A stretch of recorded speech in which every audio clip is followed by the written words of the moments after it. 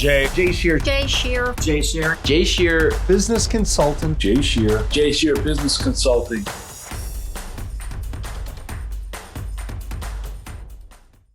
Welcome. I'm Jay Shear with Jay Shear Business Consulting. We build solid foundations for service-based businesses to grow and scale and achieve the results and success they deserve.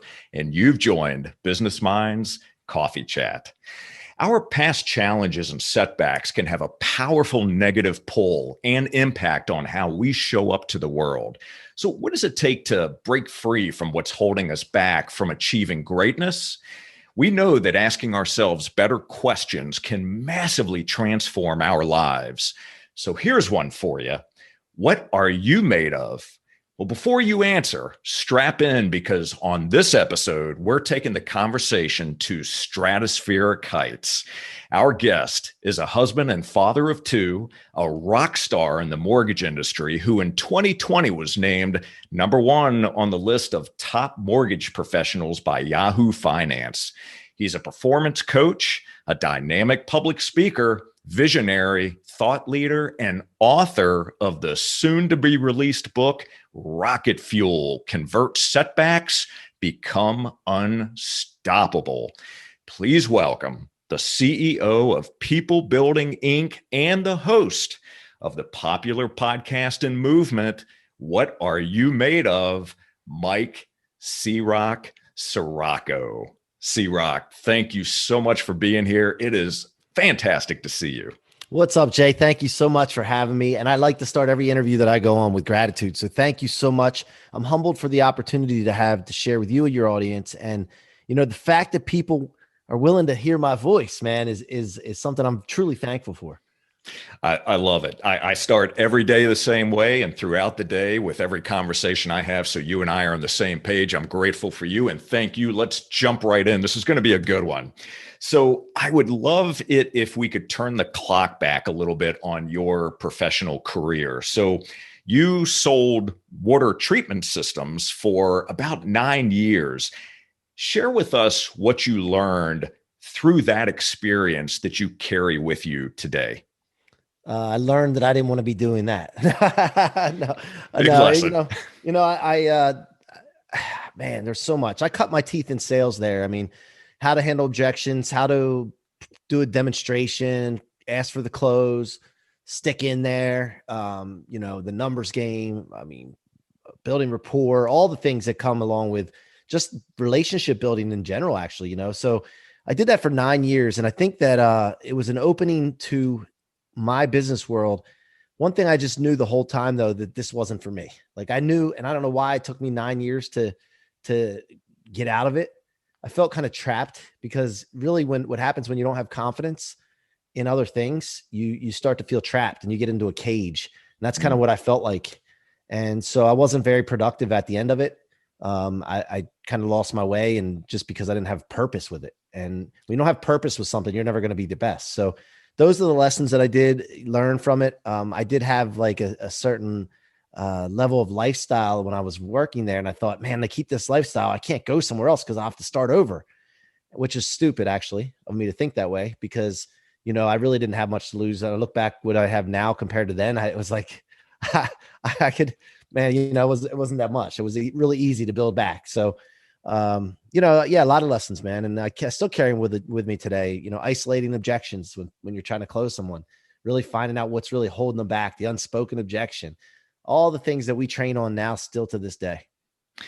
Yeah. So you mentioned confidence, and you also mentioned kind of breaking out of that cage. So let's talk about confidence first, because I think that's an important one. So where did you learn to grow your level of confidence? And at that point, did you have mentors or coaches in your life that helped you, or perhaps a book or two? I'm going to take you way back here for a minute, because, I believe that parents leave an imprintation or imprint, some kind of thing on their kids, what they're saying to them and what they teach them. And my mom, was never really good with money or anything. But one thing she did for me when I was by the way, I came from a broken home, so I don't even remember my parents together. So I was at my mom's most of the time from 0 to 8, and my dad's every other weekend. And one thing my mom told me at a young age, I don't even remember what, probably 3 or 4 years old. I didn't know what the word leadership was or inspiration, but she always told me that I was going to be a leader, that I inspired her so much. I inspire people.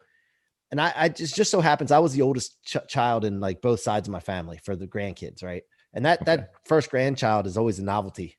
And so, I guess I was always seeing like so much happiness when I was around my family, my extended family. Cause I was like the new baby and everybody wanted to hold me and all this. And I think that stuck with me like, wait a minute, I can have an impact on people.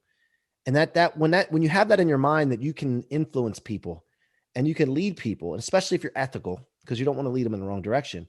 I think that builds confidence. So at a young age, I started having confidence, and I went to my dad's house from 8 to 11 and lived there for 3 years. And there was some emotional, psychological abuse, threats. I was in a situation where there's step parents involved and there's a lot of other agendas that go on and a lot of conflict. And so I was the only connection between my mom and dad still for them to even have any communication. And there was a resentment coming from all other parties. So I dealt with a lot of that. And as a young kid, I was like, man, this shouldn't be happening. I shouldn't be in an environment like this. So at 11 years old, I decided that I asked my mom to file court papers.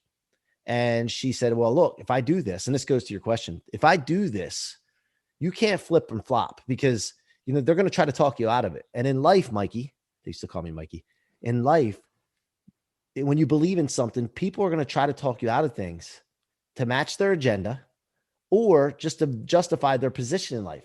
Just like this case here, they're going to try to talk you out of it. So you need to make sure you stick to your guns. You got to be stubborn. And I believe, Jay, that stubbornness, for me, if a lot of people hear stubborn is the wrong thing. It's got negative connotations sometimes. Yeah. And I was always called stubborn and hard-headed growing up. But the thing is, it's not the wrong thing when it's on the right thing. If you look up the definition of stubborn, it says perversely unyielding in the dictionary. That's pretty powerful. So I thought about this as a kid. I'm like, well, that must mean I'm supposed to be stubborn. So that stubbornness gives you confidence, because if you're believing in something and you have something in your mind that you want, you're not going to stop. No matter what anybody says, no matter what anybody does, the results that you're getting, whatever, you just keep going, just like grabbing onto something like the pit bull's jaws, and they don't let go, like an alligator or crocodile. And so that's the attitude that I've had. And I think that breeds confidence. And especially when you do that, you start to see wins. And when you start to see wins, your confidence grows. So it all started back then. And, my dad through that experience, when he found out about me wanting to move, he confronted me about it. I stuck to my guns. I was stubborn. I was confident that I was going to make it no matter what. My dad had money. Okay. He had his own business, masonry business, bricklaying, block laying, concrete. He had big forearms and rough hands. He was my hero, man. I always looked up to him. He had a wad of $100 bills in his pocket with a rubber band around it. I thought that was the coolest thing. And when he found out I wanted to move, when he got served papers, I'm sure he was hurt. He was kind of maybe in denial of the abuse that was being taken place. And he basically said, if that's the case and you want to move in with your mom, they don't have any money there, you're not going to have what you have here. Maybe you'll need this. So he took this wad of $100 bills out that I always looked up to him for, peeled one off, crumpled it up, threw it at me, and said, you're going to need this when you're living on the streets with your mother one day. And so, but that's when the stubbornness kicked in again and a spark was lit. And I'm like, I'm not going to need that money. I was confident at that moment that I was going to make it no matter what, even if my mom didn't have money. I didn't need money from her. I was going to go there. I was going to be in a happier environment, and I would go figure things out at 11 years old. So from that day, I've been driving off of that fire that was lit that day, whether it's healthy or not. It's helped me keep my graphs up. And 2 years ago, I figured something out. I figured out that the concept here. Why was my graph keep going up every year, no matter what was happening, the bad things I'd go through, the setbacks, the stupid things I messed up on? It was because I was taking it all, gathering it up, storing it in my tank where I could convert it to rocket fuel for my future instead of in my trunk where it would weigh me down. And once I became aware of that, game over. The trajectory of the graph started going up like a rocket ship. And now I'm able to share this with other people. And that's why I wrote the book. So confidence. That's where confidence. Yeah. That's amazing. I put a video out last week on the competence confidence loop and how we build confidence and, being able to try new things and acquiring new skill sets. And, obviously the more we work on building a new skill set, we start to build confidence, and then we get competence in that. And, it just keeps going over and over again and creates that cycle. What is amazing about the story that you just told, the one thing that, well, there's so many different things, so many different lessons in what you just shared, but one of them is self-awareness. I mean, self-awareness at such a young age, and realizing that no matter what your circumstances are, no matter what stuff you're dealing with, you knew that you had the confidence that you were going to break through this. You were going to break out of that cage, as you described, and nothing was going to stop you.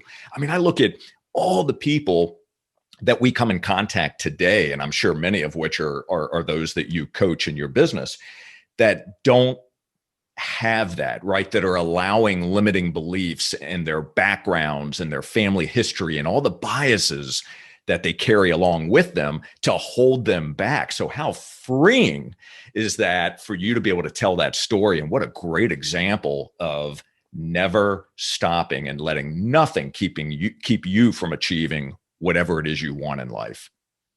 Yeah. Here's the other thing. So I was doing neuroplasticity back in the day before they were even talking about this. I think I look back and I'm aware of this now because I was asking questions to myself like this: what are you made of?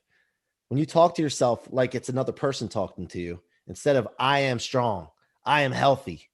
That's different than saying you are strong, you are healthy. It's somebody reaffirming like somebody's talking to you. And so I used to say these things like, you're built for this. You got this. What are you thinking, man? Let's go. Look at all the stuff you've been through. What are you made of? And I talked to myself like that at a young age. I don't know. I think, there's 7 brothers and sisters. I was the oldest. I was the only one that had the same parents, the original 2. Okay. And I used to talk to myself a lot. I felt, despite being around all these people, I felt like alone a lot. So I would talk to myself a lot. And I think that's where I built. And then looking back, hearing about neuroplasticity and how you can rewire your brain, and no matter what's going on, you can program yourself. I was doing that. I'm aware of that now. So it's so powerful once you become aware of it, though. Yeah, that's incredible, man. I love the fact that you had those tools available for you at such a young age, and obviously you weren't able to put the language around it then, but that self-talk, that level of confidence, being able to create your own storyline and tell the story through first person, right? I am this, I am that. I mean, those are the types of things that, the tools that we use today, like journaling and, looking at the end of a day, kind of assessing, how did I do, right? How did I show up, and putting everything in that first person. That's powerful. That's great stuff.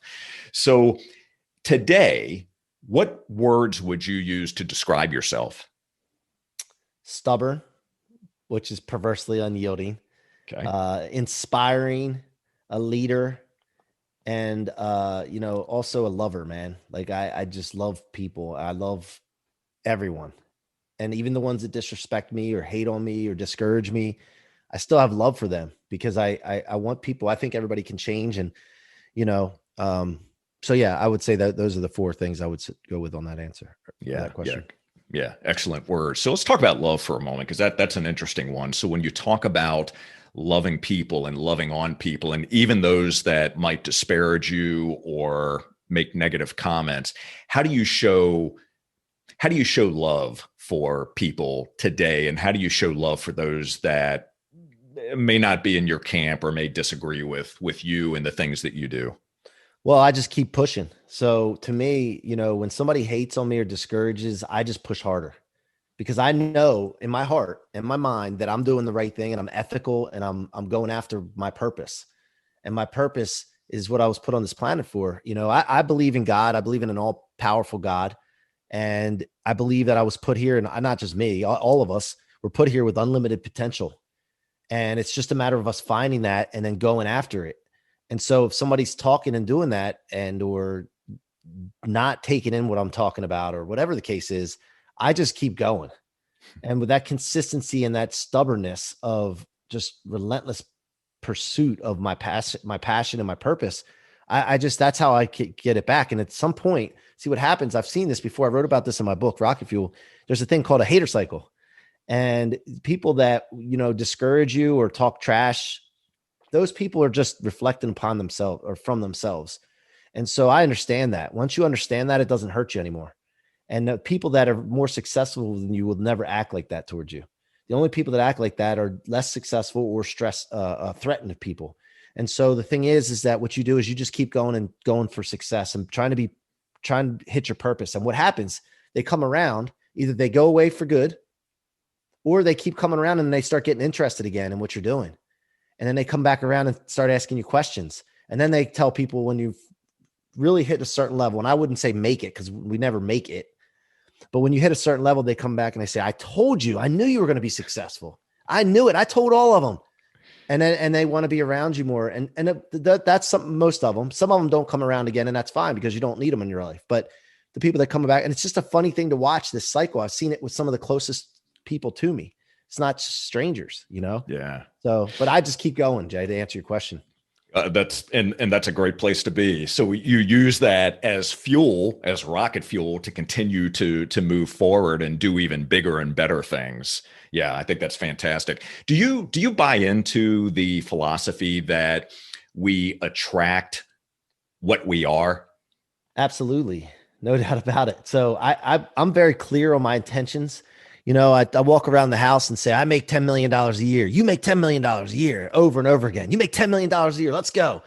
And then I don't know how the heck I'm going to do it because I don't make $10 million a year yet. But I don't, it doesn't matter how I'm going to do it. But so then what I did when I started doing this exercise, people started popping into my life, and then different opportunities started popping up. And it's just a crazy thing because it's similar to the way when you buy a car that you haven't seen before and you find this car that you like, you buy it, and on the street you're driving around and all of a sudden you're seeing these cars. The opportunities were always there. I just didn't see them, or I didn't put myself in position to do that until I started telling myself, you make $10 million a year. So now I got to justify, because your subconscious mind works this way. All right, shoot, how am I going to make $10 million a year? I got to go figure this out. And then so you open up your eyes and you're like, and your ears and all your senses, because you need to perceive how to make $10 million a year. It's just it's a brain thing. It's a mind thing, and it works. I believe 110% in it. And then all these people start coming into your life that were already there in the first place. You know, like somebody that comes in your life and offers you an opportunity, they were there already. It's just, you weren't looking for it or putting yourself into place or the position to receive.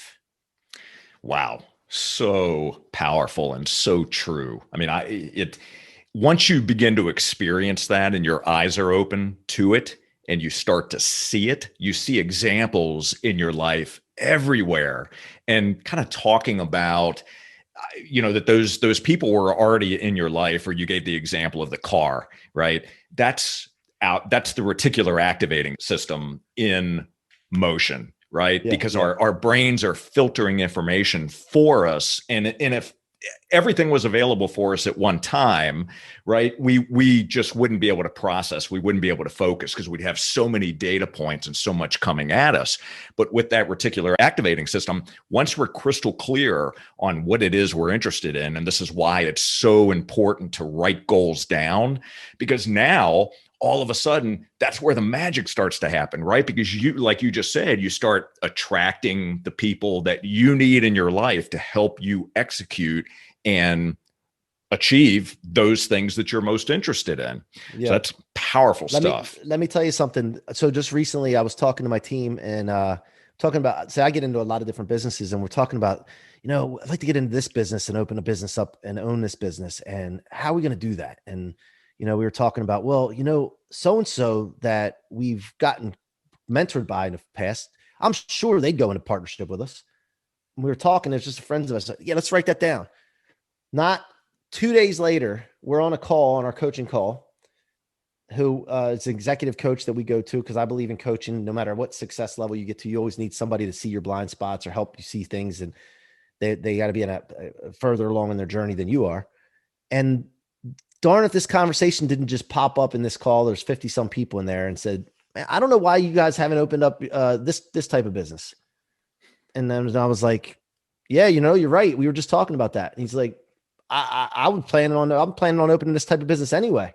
He's like, I might as well do it with you guys. I'd rather do it with you guys, and this is 2 days later. And so this is without even asking the person. This is just putting the declaration out in the universe. Now, Jay, the thing is that most people won't ever see this happen for them. And you know why?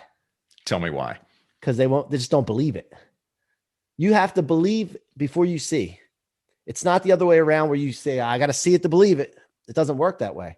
And in the Bible, if anybody's read the Bible or at least heard a story about faith, and you only need the faith of a mustard seed to do really, really big, move a mountain, right?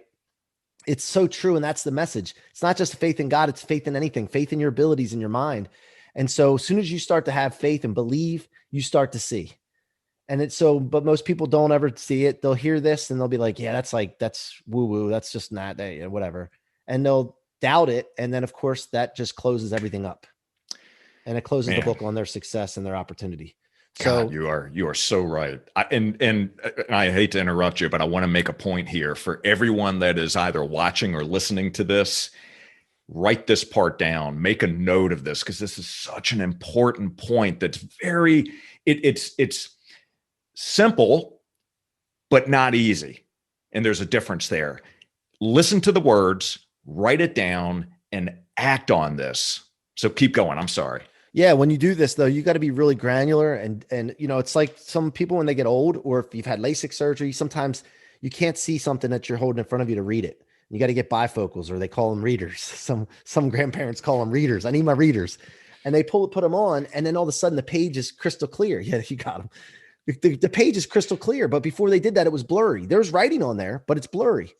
Well, until you get granular and specific with what you want and what your intentions are, your life is going to be blurry.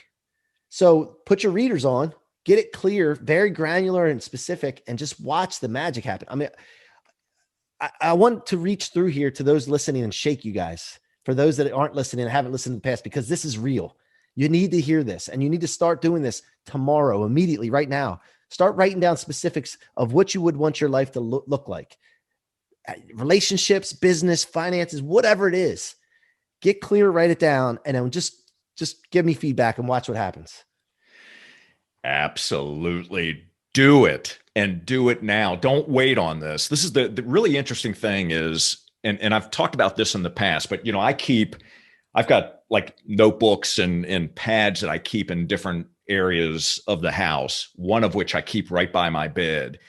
And when an idea comes to me, or if some spark or something's there, I'm writing that down, because 9 times out of 10 in the past, I would say to myself, oh, that's okay. I'll write it down in the morning, or I'll remember that in 10 minutes after I finish this phone call. No, because the minute you take time away from writing that down, it's gone. And those things that you write down are the things that you attract. Those are the most important things, because look, those are ideas that are given to us, right? We're receiving that. I mean, there's a universal law. I'm not going to get into the woo-woo side of this, but there is science behind this.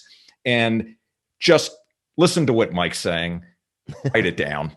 Please write it down. And the other thing, Jay, is that where you are right now, if you're hearing my words or you're watching this, wherever you are right now is your fault. Nobody else's, your fault, because every decision, thought, word, action you took got you to where you are today. And no matter where, it's good, bad, successful, not successful, whatever it is your fault. You need to take responsibility for that. To the degree you give up responsibility, you give up control. So if you want control over your life, you have to take 100% responsibility. And the good news is now your future self is going to be based on every decision, thought, word, action you take from this point forward. Once you now, the problem is most people don't know that. Now that they're hearing this, if you heard this and now you know this, now there's no excuse. The person that you're going to become is going to happen starting right now. And it's up to you to do the dirty work of really writing down and getting clear on what person you want to see. Wow. Absolutely. Hey, you're getting me fired up. I can feel my skin just crawling right now. And I can also see it and hear it in your voice.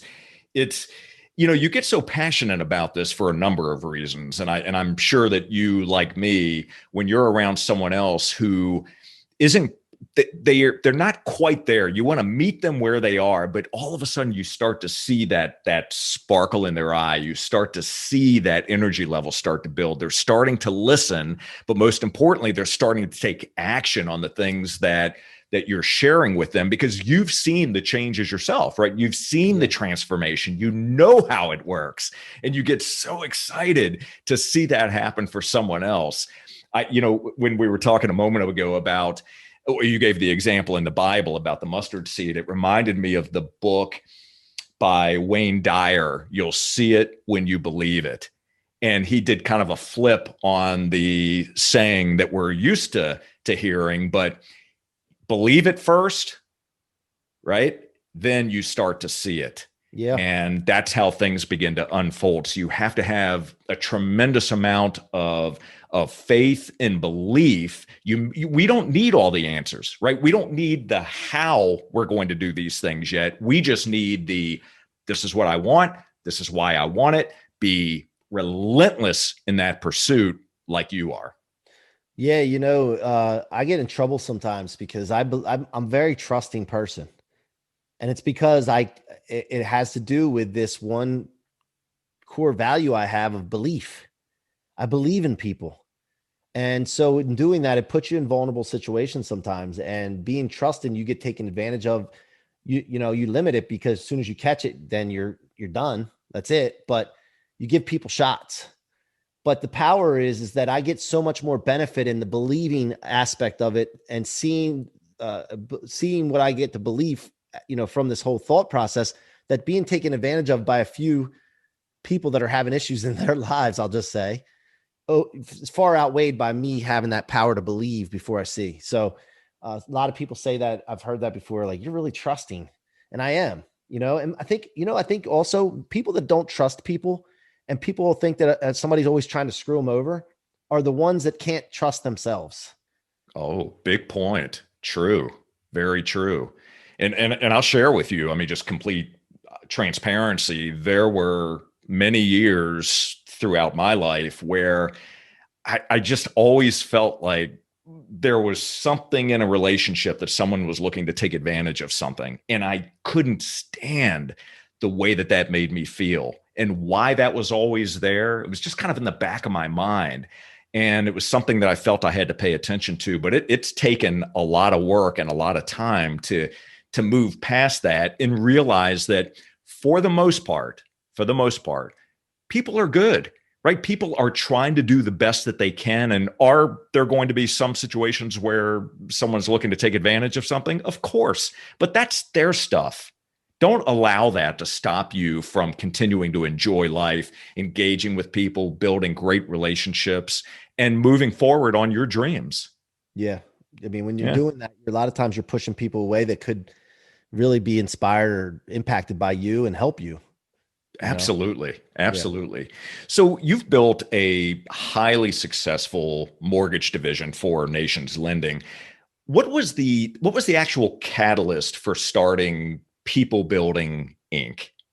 So the mortgage thing, by the way, I have four people that do this with me along with our employees, but four leaders.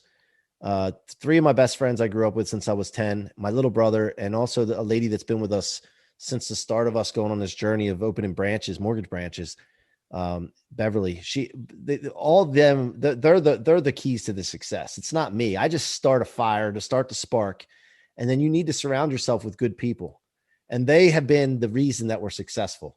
I just started it, and then they bought in. And so I don't want to take all the credit for it, because it's really the team that we assembled. And so, but the people building part came up. I was waking up in the morning and I'm thinking to myself, like, we're in the mortgage business, but really it's not, that's just a vehicle. I'm waking up every morning building people. And I was like, if I'm doing this here in the mortgage business, and we could scale this and all, but how much faster can we scale this if we go out just to the world and say, hey, look, we want to build people. Find areas you're weak. We'll help you with your weaknesses, and we'll also throw rocket fuel on your strengths. And so that's how it started. I started the podcast and just found out there were so many broken people out there, including myself. I've been there, and I have areas of my life where I'm working on. And so we all need help. And I think help is a good thing, Jay. A lot of people don't think help is a good thing. They don't ask for help. They've been abused or mistreated and taken advantage of when they've asked for help, or somebody offered them help. And so help is a big deal to me, to really get people to understand that it's a good thing and get the communication started around that. Along with understanding that comes along with control, control over your life, and having someone else have control over you in a way is a good thing at times as well, to hold you accountable. So those are some areas that we really focused on. And all of a sudden we started seeing like these these graphs like just spiking up instead of flat or going down or just gradually. They just started spiking up. So we knew we were doing something good. Fantastic. So who is an ideal client for People Building Inc.? So I have a coaching call. I have an individual coaching, but I don't do a whole lot of that because it's hard to scale that. But I have a group coaching call that we do every Monday night. And I have people in there from real estate agents to loan officers to somebody that owns a auto body, car, they do work on cars and body work.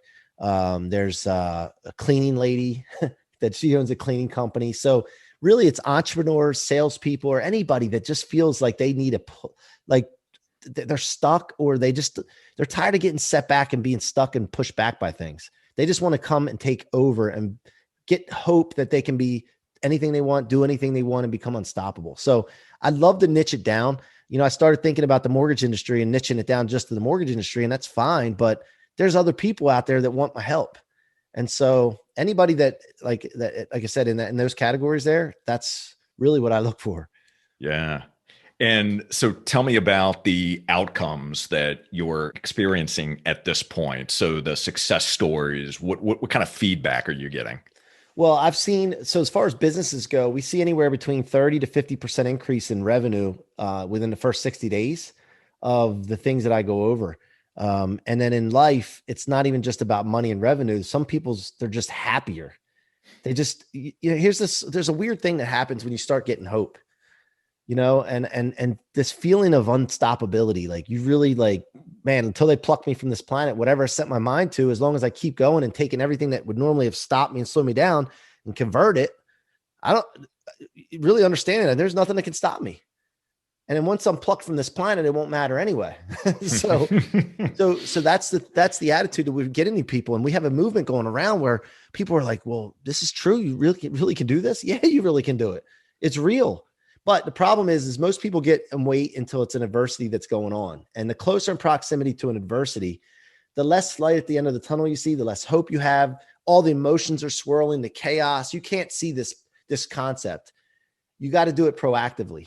And so if somebody's right in the middle of adversity, the best thing to do is get them to just see some hope, see light at the end of the tunnel, and understand it's just a temporary thing they're going through. And then once they get out of that, start teaching them this concept of rocket fuel law. Love it. So you're intentional about the people that you surround yourself with. Is that a fair statement to make? Absolutely. So give us an example of a situation where maybe even in your inner circle, let's say you've had someone who is negative, who is sucking energy from you. How have you handled those situations in the past? I, first of all, acknowledge that it's happening as fast as possible, confront it, let them know that this is what's going on. I'm going to this, paint the picture for my vision, and they can be, part of it, or they don't have to be a part of it, but they're not going to stop it, just so they know. And if you guys, here's what I said, some of the stuff that happened when I started my movement and the podcast and all the stuff I'm doing now with the C-Roc brand, some of the people closest to me would make digs and say things and throw hate up. And I am smart enough to know that they were just reflecting from themselves. They were trying to justify their position, why they weren't going after and doing what I was doing. So that's okay. But it was the closest people. So what I did, Jay, was I just said, look, I know in my mind I'm going to convert this as fuel, but I would tell them, the more you do this, the harder I'm going to go. So I love it that you're doing this. I'm encouraged by it, but for your sake, I would encourage you to encourage me, because you're not doing me any bad. You're helping me, but you're hurting yourself.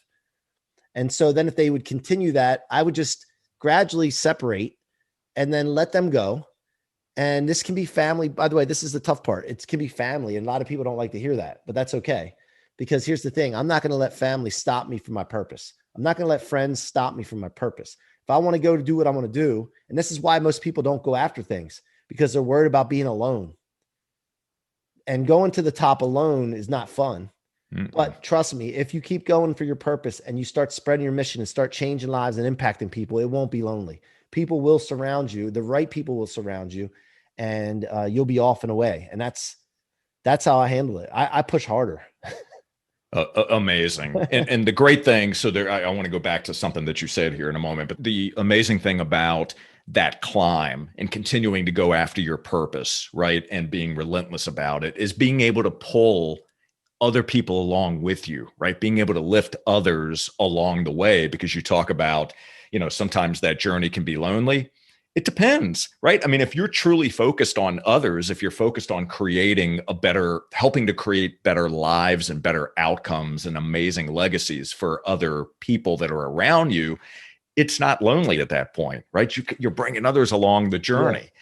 So you hit on something, though, that I think is a really important point, and that's about separating yourself from negative people, let's say, or people that just are, again, pulling energy from you and aren't supportive or aren't buying into your vision. And therefore, right, they can drag you down, which you're absolutely not going to allow happen. So it's so important to realize the value of the people that you surround yourself with. And we've talked about this before.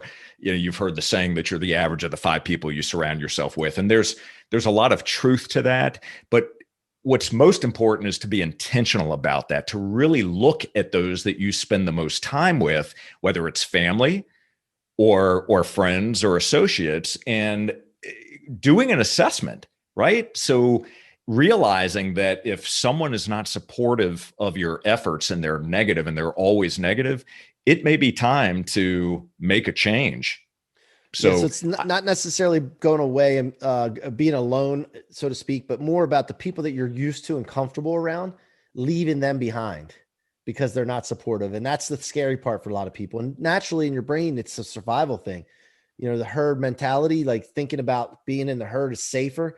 There's a new movie that just came out, Croods 2. I watched with my kids the other day. And what happened to the Croods were, I guess, cave people, right? It's this cartoon.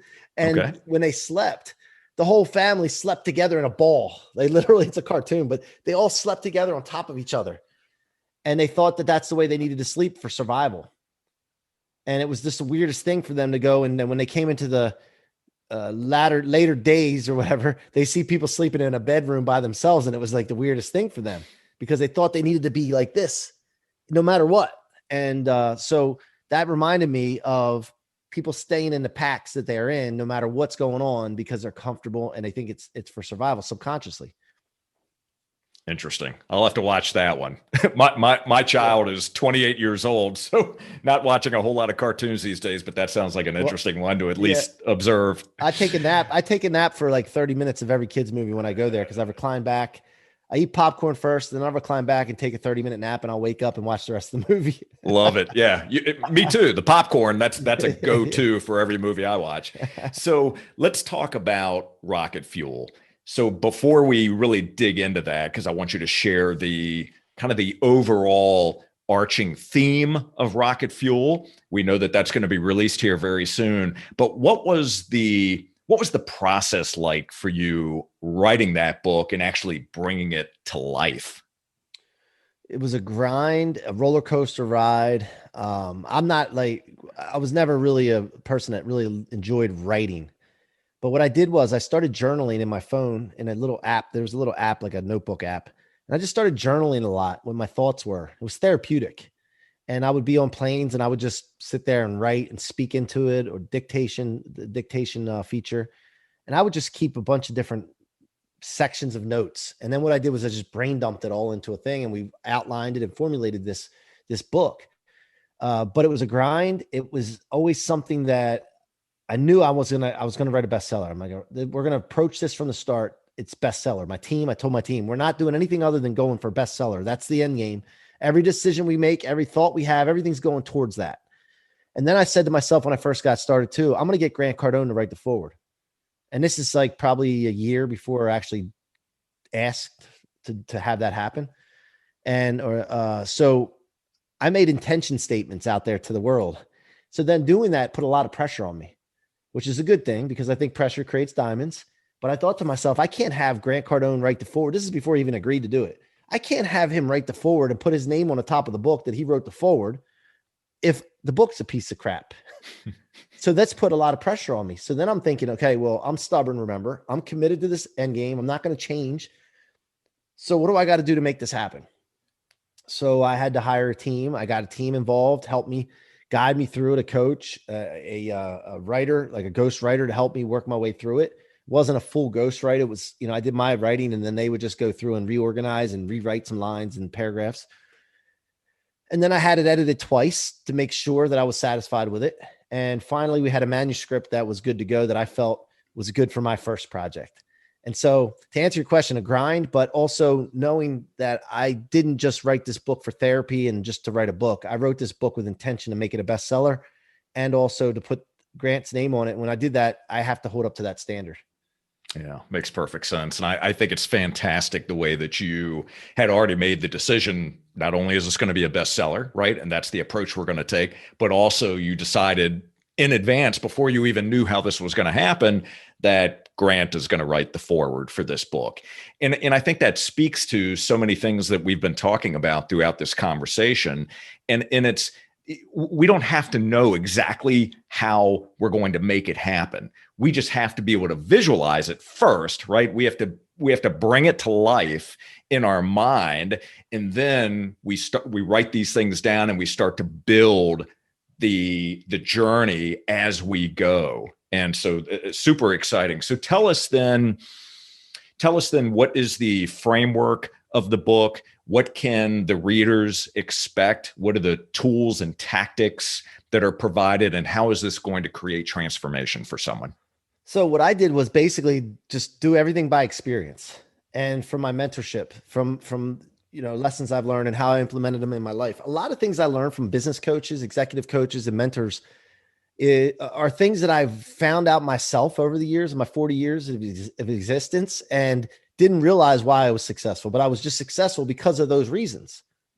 So they did a great job blueprinting out what it takes to be successful. And the reason I was successful is because of these lessons that I was learning from experience. And so I really didn't have mentors growing up. Like I didn't have a lot. I did a lot through experience and making mistakes. And when I started getting mentors, that's when everything took off. But the book itself there's some anecdotes, there's some stories from my life, exactly these lessons that I'm talking about, and all the formula that I put together to become unstoppable. And anybody can do it.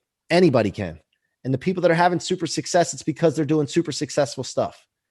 The people that are average and living mediocre lives or under mediocre, it's because they're doing mediocre or average stuff. It's very simple, but we overcomplicate things. So my thing is that really comes down to deciding what you want, being very clear on it, and then using that as your filter for every decision that you make. Wow, big one. Well, I can't wait for this book to be released. So it's coming out. Is it the mid part of March? Yep. We have a South Beach book launch party. And this is the other thing. I'm just an ordinary guy from a town outside of Philadelphia. And I'm having a book launch party in South Beach, man. Like the Miami Vice show I used to watch as a kid. It's just like, some people might hear that, but that's a big deal to me, man. It's like, I don't know. So I just had this thing too, where I don't know who does a book launch party in South Beach over a book. Like to me, it's like crazy to even think about, but I was like, if I'm going to do this book, I'm going to do it right. And I'm going to do what I did as a kid. I watched Tubbs and I forget Don Johnson's name. I forget his name. Right. And watching it was Miami. I loved Miami. And I'm like, I'm going to do my book launch party there. So it's just, I don't know. I don't even know if it means anything to other people, but for me, it's just fun. And I think it's fantastic. So Mike, I would ask the question, why not? Right? Why not? Yeah, so, yeah. And I know this is something that you think about, go bigger. Right. So every time we think of something, why not do this? What can we do to make this an even bigger experience? Because that's what's going to create the splash. That's what's going to create the excitement behind it. You'll get a lot of press around it. So awesome. That's going to be great. So is the book, I've been to your website, so I've seen where you can actually purchase the book that way. Is it also going to be available at major booksellers? What's going to be there? Amazon and I forget what the other one's called. By the way, I'm not a book publisher guy. I don't know much about books. I wrote a book and put a team together. It's called Specialized Knowledge. You hire people with the knowledge, but it's going to be on all the platforms where you would buy books if you Google it, but also MikeCroc.com/book, MikeCroc.com/book. Outstanding. Well, we'll obviously make sure that we link to that in the show notes. So thank you. Yeah, absolutely. Let's switch gears for just a moment to your podcast. So first, when did you start the podcast? So you've alluded to it a couple of times, and just kind of give us the framework of the podcast. What type of guests do you have on? What is the primary topic of conversation, and why would people listen? November, I think it was 2019, I started, and I started it out again. It was therapy. I'd gone through some tough times in business and people let me down. And I just was like, I need to get some, like, my story out. I need to share my story with people, start inspiring people. And if people listened, great. If they didn't, they didn't. But I started in my dining room and I just started doing I think maybe 3 or 4 monologue episodes. And I realized how easy it was. And I'm like, well, this is easy. Now let me bring some other people on to share their stories. And then I'm going to go after some bigger name, super successful business people so that I can take their information. And what it became was an hour-long coaching session. Like, I could sit on a call, I could put it in my library now, and I have an hour. Some of these people charge, $10,000 an hour. It's crazy. But I get them on the podcast and I can pick their brain for an hour. And then I can release it to the world. And then what I did was I never worried about subscribers. I just thought, okay, I'll take this podcast. If people subscribe to it, great, but I'm going to clip it up and repurpose it, and I'm going to blast it everywhere so I'm omnipresent, and everybody will think that I'm special even before I'm special. So this is just a thought process that went through my head. And so even after the first few episodes, people are starting to see the guests like Grant Cardone and Brandon Dawson, Grant's partner in Cardone Ventures. And then I started getting people that were athletes and just crazy names. And I was like, you know what, this is crazy, just because I'm asking for them to come on. Then they're saying yes. That's all it was. Everybody started seeing that and they're like, wow, this show's awesome. I think it just came down to me believing my show was awesome before anybody else did.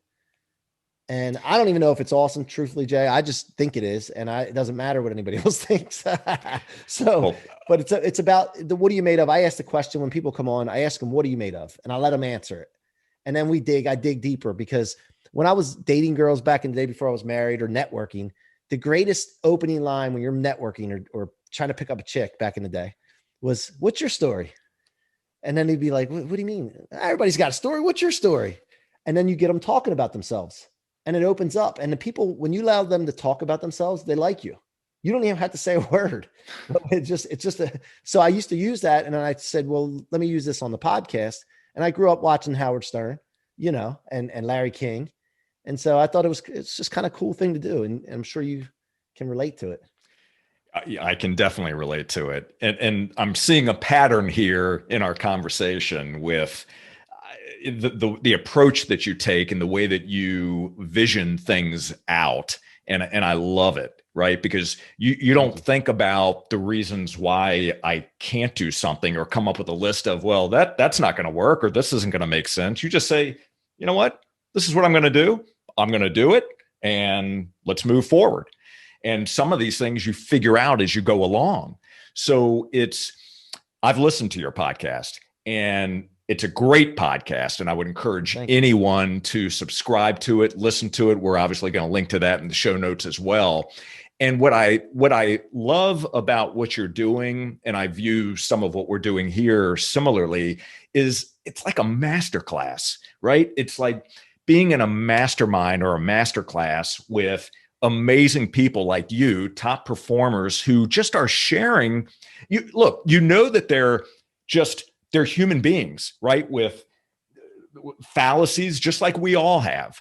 But what they figured out is how to think differently. They think differently. They put themselves in different situations. They think bigger. They surround themselves with incredible people that challenge their beliefs and all these incredible things. So it's a great opportunity, like you just said, to be able to spend an hour with someone who maybe under normal circumstances, they wouldn't necessarily be in your sphere of influence, but what a great opportunity to bring those lessons and those learnings to a wider audience and have your name connected to that. So it's a beautiful thing. And I love what you're doing. Thank you, man. And you know what? That means a lot to me. And, I feel, and I think everybody has something in them, but I feel like I have something that if I could just figure out the way to reach 500 million people, it's going to impact 500 million people, but I got to find a way to do that. So some people would never know who we are unless we get them on the show.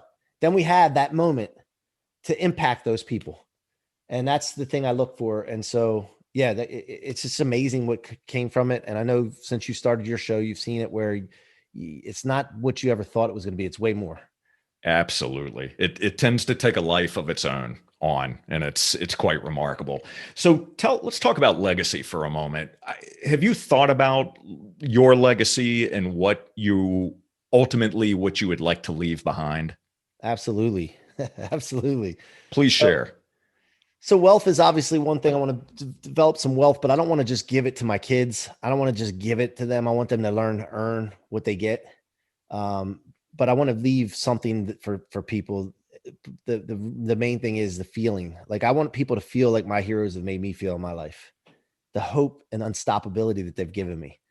And I got a shout out to Grant, because Grant was a guy that came in my life when my stepfather passed away, who was my mentor, my life mentor, not my necessarily business mentor. But 2019, George passed away, my stepfather, and suddenly, and Grant came into my life by that book. My brother read the book. He said, "This guy sounds just like you. You need to read this book." And I'm like, "All right, I'll read it."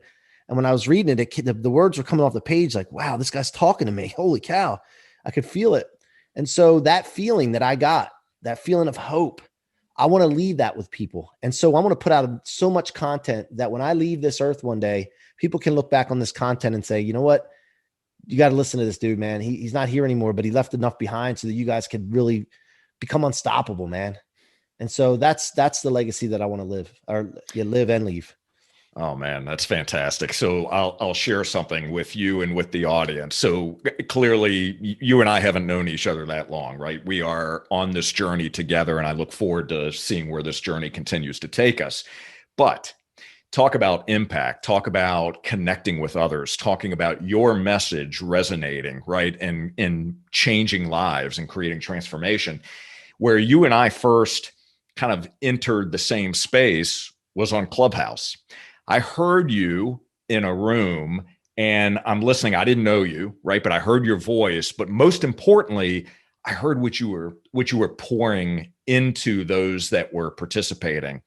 And you have you got a spark, brother. I mean, you've got a way of connecting your message and your purpose on a higher level. And clearly you vibrate at a much higher level than many other people. And I connect with that, right? And I think that's something that's very powerful.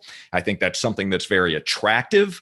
And so when I heard that, and when I heard the message, I said, man, I got to find out who this guy is, because I need to be around that message more often. So that's kind of how you and I connected. But I bring that up for everybody else because you never know, right? You never know who you're going to meet, how you're going to meet them, but put yourself in proximity of those that you want to learn from. Put yourself in proximity of those that are thinking bigger, those that are going to motivate and inspire you to improve and do bigger and better things, man. There's nothing like it. So thank you for that. Thanks, man.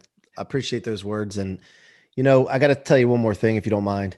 No, go for it. Speaking about reaching out and never knowing, I do a lot of DM and direct messaging and Instagram, Facebook Messenger, LinkedIn, just to reach out to people, man, because I don't know what's going to happen. I need to meet all these people. There's got to be a way to meet these people. So I just consistently every day. And I ran into this guy through a direct message. He answered one of my direct messages. His name was Jared Yellen. And come to find out, we connected. We did an Instagram live together. And now we're tech partners. We founded a tech company. We're partners in this tech company. It's getting ready to launch in the next 60 days with an MVP. I feel that it's a disruptive product for the space of entrepreneurship and self-improvement. Nothing like it on the market. And we're going to blow things up through one direct message on Instagram. And, this could be a multi-billion-dollar product. And if I didn't have this dream of the big things that I was thinking, this would never happen. So that's why I want to encourage you guys. Make sure you're really thinking big. Don't worry about the how or if it's possible. Don't even worry about that. Go back to being a kid and just let your imagination run wild, man.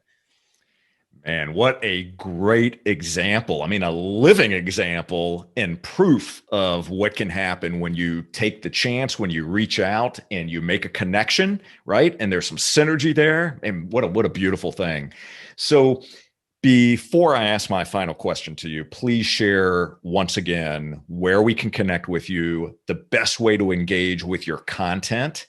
And also, we want to make sure we can go out and buy your book in mid-March. So the best place to find me is on Instagram at Mikey C-Roc, Mikey CRoc. And then I'm on Clubhouse, of course. I love Clubhouse. I'm on there a lot whenever I can in between podcasts. But yeah, I have a lot of things going on. I have a coaching call Monday nights. It's for anybody that wants to become unstoppable. We develop people. We support each other. We lift each other up. And it's just a community. It's cheap. It's like $97 a month, but it's just a community of unstoppable people. And we're going to develop this movement worldwide. So that's, just hit me up on Instagram and DM me if you have any interest in that or the book, and I'll make sure you're taken care of. Outstanding. Love it. So again, everyone, we will link to these in the show notes. So stay tuned for that. And so here is my final question to you. So on a scale of, let's say, 0 to 100, with 100 being fully realized potential, where is C-Roc today?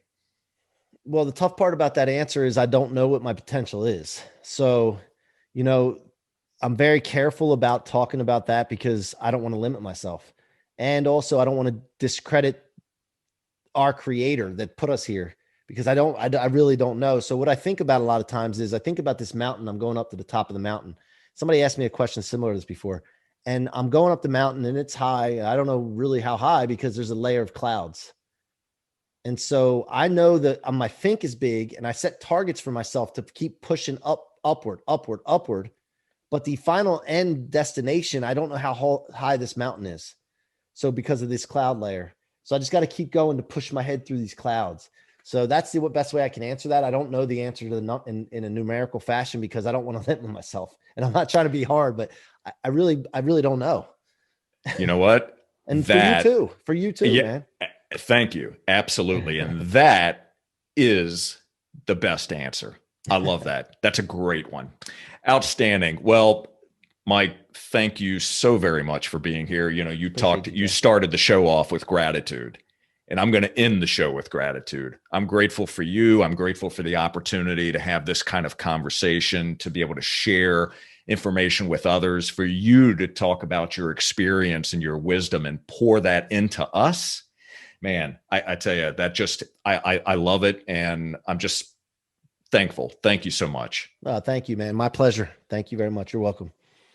Fantastic. And for all of you, thank you so very much for watching and listening. And do us both a favor. Go ahead and subscribe, rate, and leave us a review. What did you think of this episode? Share 1 or 2 key takeaways. We would love that. And that helps us out immensely.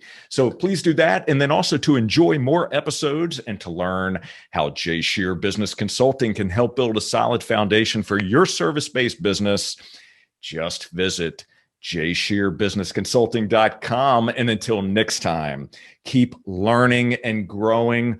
Order your copy of Rocket Fuel coming in mid-March, and we'll see you on the next Business Minds Coffee Chat. Take care. Jay Shear